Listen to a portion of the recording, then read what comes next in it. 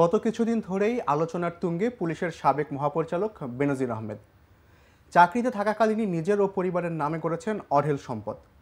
আবার কোরবানির ঈদে 15 লাখ টাকায় একটি ছাগল কেনার চেষ্টা নিয়ে এখন আলোচনায় আছেন জাতীয় রাজস্ব বোর্ডের সদস্য মতিউর রহমানের পুত্র। সরকারের বিভিন্ন পদে থেকে কিভাবে অঢেল সম্পদ গড়ছেন আমলারা, আজ এসব বিষয় নিয়ে আলোচনা করতে চাই। স্বাগত বার্তা কক্ষ থেকে।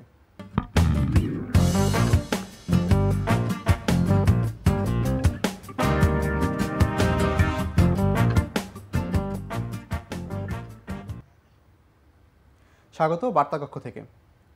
শুরুতেই একটি সবশেষ তথ্য দিয়ে আপনাদের আজকের অনুষ্ঠান শুরু করতে চাই। সেটি হচ্ছে যে রাজস্ব বোর্ডের যে কাস্টমস, এক্সাইজ ও ভ্যাট অ্যাপিলেট ট্রাইব্যুনালের প্রেসিডেন্ট মোহাম্মদ মতিউর রহমানকে তার পদ থেকে সরিয়ে দেওয়া হয়েছে এবং এই সংক্রান্ত একটি প্রজ্ঞাপন জারি করা হয়েছে। জারি করে তাকে বলা হয়েছে যে অর্থ মন্ত্রণালয়ের অভ্যন্তরীণ যে সম্পদ বিভাগ রয়েছে তাকে সেখানে সংযুক্ত করা হয়েছে।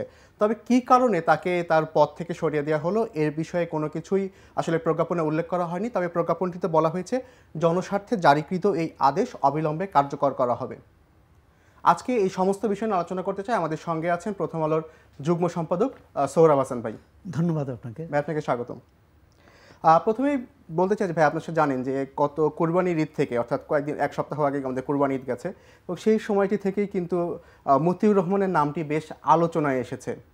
যে একজন রাজস্ব কর্মকর্তা এবং তার যে প্রায় 70 লাখ টাকার মূল্যের কোরবানির গরু কেনা, 15 লাখ টাকায় খাসি কেনা তার সন্তানের, এবং তার সন্তানের যে বিলাসবহুল জীবন, যেটা আসলে ফেসবুক বা সামাজিক যোগাযোগ মাধ্যমের বদৌলতে সবাই দেখছে, যে দামি গাড়ি, দামি বাড়ি, কিংবা শুধু এবছরই না, আগের বছরগুলোতেও বেশ দাম দিয়ে তারা কোরবানির পশু কিনেছেন।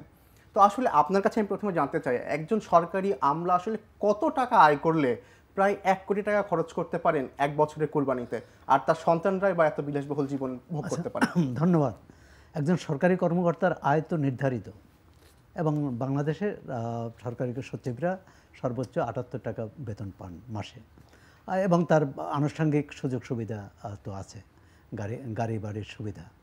কিন্তু সেক্ষেত্রে আপনি যে অঢেল সম্পদের কথা বললেন, কোটি কোটি টাকার বাড়ি, ফ্ল্যাট, জমি, গাড়ি, এগুলো কোনোভাবেই সম্ভব নয়।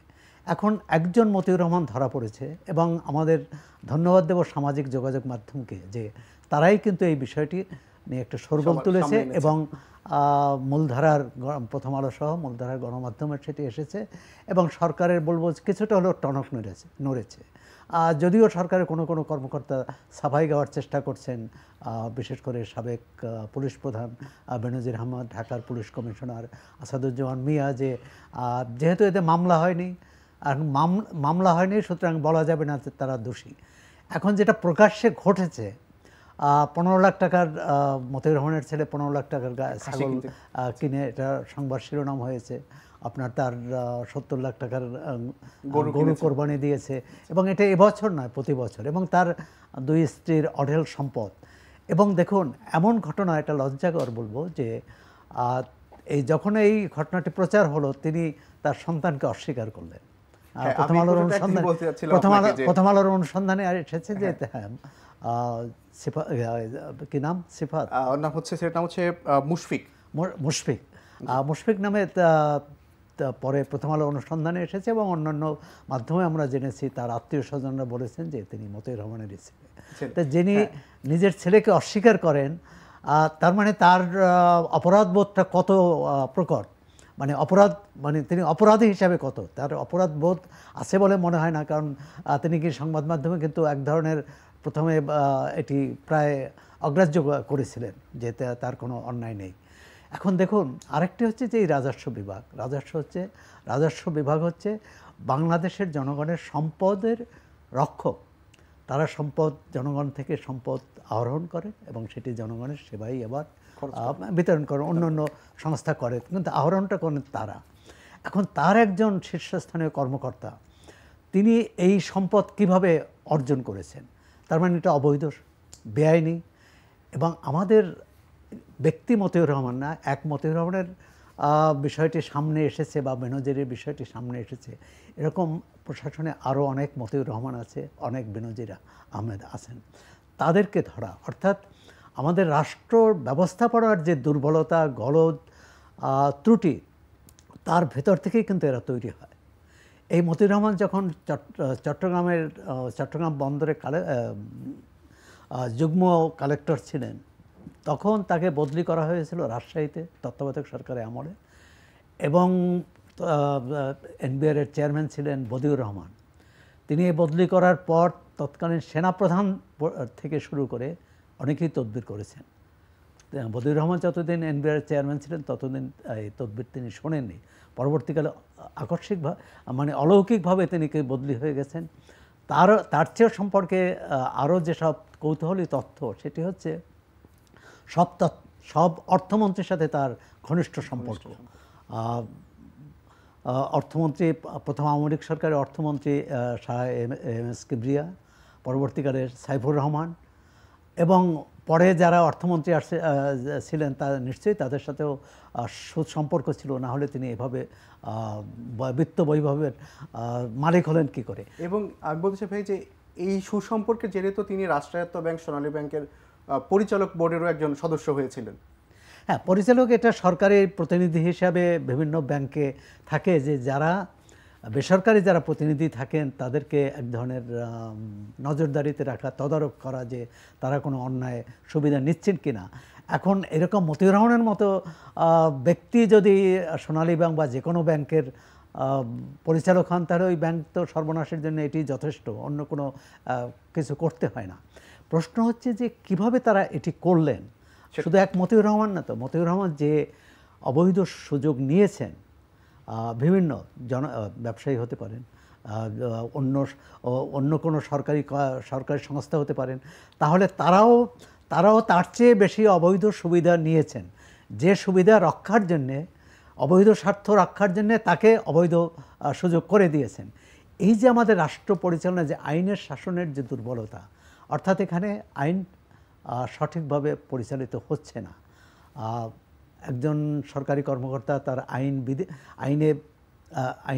আইন অনুযায়ী আইনে লেখা আছে যে তিনি কি কি সুবিধা পাবেন, তার বাইরে কিন্তু তিনি সুবিধা নিতে পারেন না। নিলে তার বিরুদ্ধে আবার রাষ্ট্রীয়, সেটা দুদক বলেন, বর্ণ সংস্থা বলেন, বিচার বিভাগ বলেন, তার বিরুদ্ধে ব্যবস্থা নেওয়ার এমনকি প্রথম তো বিভাগীয় তদন্ত হবে, তদন্ত করে তার ব্যবস্থা নেওয়া হবে। এই মতিউর রহমানের বিরুদ্ধে 4 বার দুদকে অভিযোগ দিয়ে গেছে, এবং 4 বার অভিযোগ করে 4 বারই তাকে কি বলে ক্লিন বলে, অর্থাৎ তিনি নিরপরাধ বলে, নির্দোষ বলে তাকে সার্টিফিকেট দেওয়া হয়েছে। তাহলে সেখানেও কিভাবে এই সার্টিফিকেট নেওয়া হয়েছে সেটাও কিন্তু প্রশ্ন। মানে দুদকে যারা দায়িত্বপ্রাপ্ত তারা তাদের দায়িত্বটা ঠিকমতো করেননি, রাজস্ব বিভাগের যারা দায়িত্বপ্রাপ্ত তারাও করেননি, রাজস্ব বোর্ডের যে চেয়ারম্যানের যে মন্তব্য থেকেই কিন্তু সেটি, সাংবাদিকরা যখন তার সম্পর্কে জিজ্ঞেস করলেন যে মতিউর রহমান এই সম্পদ কী করে হলো, তার ছেলে কী করে 15 লাখ টাকার ছাগল কোরবানি দেওয়ার চেষ্টা করলেন, তিনি কিন্তু এই প্রশ্ন এড়িয়ে গেলেন, যেটা কোনো প্রশ্ন নয়। একজন সচিব বা রাজস্ব বোর্ডের চেয়ারম্যান তিনি জনগণের মুখোমুখি হবেন না, তিনি সাংবাদিকদের কথা শুনবেন না, বা সাংবাদিক প্রশ্নের জবাব দেবেন না, তাহলে কে দেবেন? তার অধীনস্থ বা তার বিভাগের একজন জ্যেষ্ঠ কর্মকর্তার বিষয়ে তো জবাব তাকেই দিতে হবে। কিন্তু আমাদের সব কিছুই হচ্ছে দায়িত্ব এড়ানোর চেষ্টা, ব্যর্থতা ঢাকার চেষ্টা এবং অন্যায়কে লুকোনোর চেষ্টা। এটি এইভাবেই কিন্তু প্রশাসন চলছে।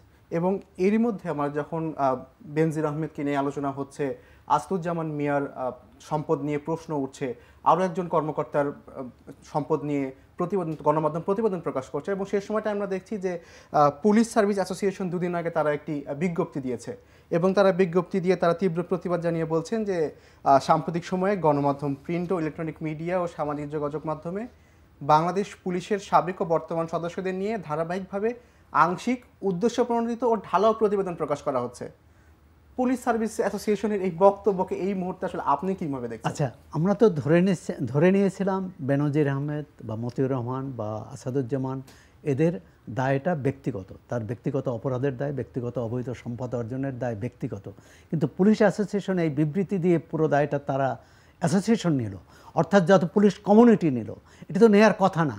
এবং একই সঙ্গে তারা প্রচ্ছন্ন হুমকি দিল গণমাধ্যমকে যে গণমাধ্যম যাতে এই ধরনের রিপোর্ট না করে। এখন পুলিশের হাতে অস্ত্র আছে, পুলিশের হাতে আইন আছে। এখন স্বাভাবিকভাবে সংবাদ মাধ্যমের কর্মীদের মধ্যে তো এক ধরনের আতঙ্ক, এক ধরনের ভয়ভীতি কাজ করবে। কিন্তু এক্ষেত্রে সামাজিক যোগাযোগ মাধ্যমকে ধন্যবাদ দিতে হয়। তাদের মুখ অথবা তাদের তাদের কণ্ঠ বন্ধ করার শক্তি এই অ্যাসোসিয়েশনের নেই। সুতরাং সত্য লুকানোর চেষ্টা করলে কিন্তু এটি দ্বিতীয় অপরাধ হবে। বরং এই অ্যাসোসিয়েশন যদি বলতো যেটা ব্যক্তির দায়, যার অপরাধ করেছে এবং পুলিশের নাম ভাঙিয়ে পুলিশের পোশাক পরে এটি করেছে, সুতরাং আমরাও তার বিচার চাই, তাহলে হতো যে তারা যে প্রজাতন্ত্রের কর্মচারী হিসেবে তাদের যে দায়িত্ব, সেই দায়িত্ব পালন। কিন্তু তারা উল্টো করলেন, যে তাদের অন্যায় যে ধরেছে, এখানে তো ব্যক্তির অন্যায় ধরা হয়েছে, এখানে তো পুলিশ সম্প্রদায়ের না, বাহিনীর। এখন এই অ্যাসোসিয়েশনের বিবৃতি দেখে মনে হলো যে যারা এখন যাদের সম্পর্কে মতিউর রহমান ছাড়া অন্য যাদের সম্পর্কে খবর এসেছে তারা কিন্তু অবসর নিয়েছেন, অর্থাৎ তারা এখন কিন্তু বেসরকারি নাগরিক, সাধারণ নাগরিক। সুতরাং তার দায় যখন এই সরকারের প্রজাতন্ত্রের একটি অংশ দায় নিল, পুলিশ বাহিনী, তাতে মনে হচ্ছে যে তাদের ভিতরেও হয়তো এরকম কোনো অন্যায় অনেকে করেছেন, সেটি যাতে ধরা না পড়ে, সেটি যাতে সংবাদ মাধ্যমে না আসে, সে কারণেই তারা এই ধরনের হুমকি দিয়েছে। আমি মনে করি এটা খুবই নিন্দনীয়, গর্হিত কাজ। যদি কোনো ভুল খবর দেওয়া হয়, যদি কোনো ভুল তথ্য দেওয়া হয়, কারো সম্পর্কে বিদ্বেষ ছড়ানো হয়, তার বিরুদ্ধে অবশ্যই আইনের আশ্রয় নিতে পারে। কিন্তু একটি অ্যাসোসিয়েশন বৈঠক করে সাংবাদিকদের হুমকি দেবে বা সংবাদ মাধ্যমকে হুমকি দেবে, এটি কোনোভাবেই গ্রহণযোগ্য নয়। আমরা এর নিন্দা করি, সাংবাদিক ইউনিয়ন নিন্দা করেছে। এবং জনগণ কী চেয়েছে তারা যদি একটু দেখেন যে তারা যে বিবৃতি দিয়েছে গণমাধ্যমে, সেটা প্রকাশিত হয়েছে, তার কি প্রতিক্রিয়া এসেছে, মানুষ কি বলেছে, সুতরাং তাহলে তাদের আগে আয়নায় মুখ দেখা উচিত, তারপর অন্যের সমালোচনা করা উচিত। সেটাই। সৌরভ ভাই, আজকে আলোচনা করতে করতে আমরা একদমই অনুষ্ঠানের শেষ পর্যায়ে চলে এসেছি। আজকে আমরা আলোচনা করছিলাম বেনজিরের ফ্ল্যাট থেকে মতিউর পুত্রের ছাগল আমলাদের হাতে অঢেল সম্পদ কিভাবে। দর্শক, আমরা আবারও হাজির হব আগামীকাল নতুন কোনো বিষয়ে কথা বলতে। সেই পর্যন্ত আমাদের সঙ্গে থাকুন। আর প্রথম আলোর সঙ্গে থাকতে ভিজিট করুন prothomalo.com/video, আর ফলো করতে পারেন প্রথম আলোর ফেসবুক পেজ এবং ইউটিউব চ্যানেল। থাকুন ভালোর সাথে, আলোর পথে।